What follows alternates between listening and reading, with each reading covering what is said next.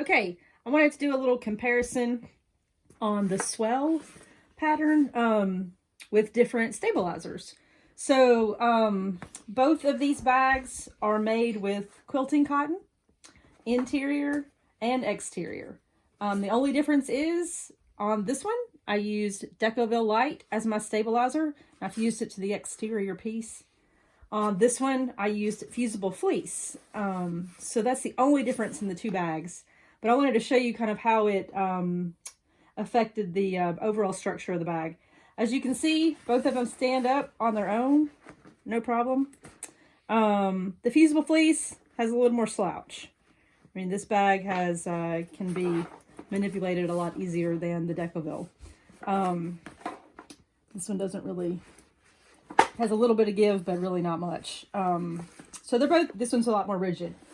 The issue that I kind of ran into with the Decovil Light when making the bag is that you have to do these little pleats, which are super cute, but the Decovil is a little bit stiffer. So when I got to the point of attaching this to the bottom of the bag to sew, my wonder clips kept wanting to pop off.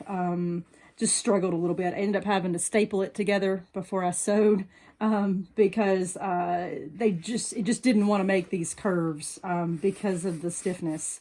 I'm not really sure if there's any way to fix that. Probably not. It's just the nature of the Decovil. But I did keep it out of my seam allowances. It was just really this pleat part that kind of gave me a little bit of trouble.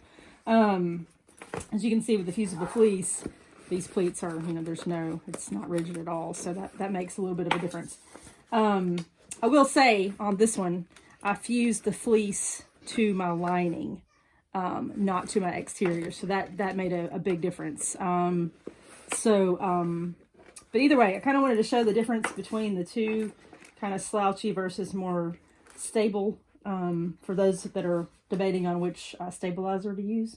But they both turn out great, both stand up, both have, good structure. It's just a matter of how stiff you want the bag to be.